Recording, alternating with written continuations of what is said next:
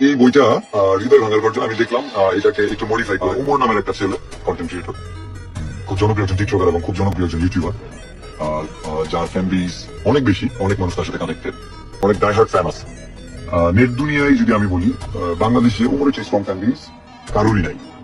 আমি যখন ইন্টারনেট জগতে আসি নাই তখনও দেখছি যে কন্টেন্ট বানায় তার কন্টেন্টের একটা জাহাজ আছে, একটা ব্যাপার আছে, অল্প কথা বলে বাট কথার মধ্যে একটা ফিল দেয়।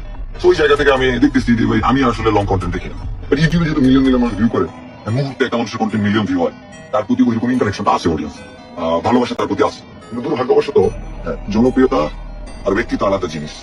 চ্যালেঞ্জ করে দিই না, তারপর একটা চ্যালেঞ্জ করে দিই। আমার এক বই, আমার নেক্সট কন্টেন্টে যা আর্নিং করবা ইউটিউবে, আমার স্ক্রিনশট দিয়ে যদি সম্ভব হয়, আমার এক বইয়ের 1 পৃষ্ঠা বিক্রি করে দেবো। জাস্ট এখান থেকে খুলে, এই খুলে বিশ্বাস না হলে এখান থেকে একটা পাতা খুলে দিয়ে দিব। ওর ইউটিউবে যে আর্নিং, এটা 1 মাসে আমি মানুষকে হেল্প করে দিব। ওর ইউটিউবে সারা জীবনে যে আর্নিং, ওইটা কোনো সময় আমার একটা ফ্যানকে দিয়ে দিব, এরিয়া তারাই যাবে।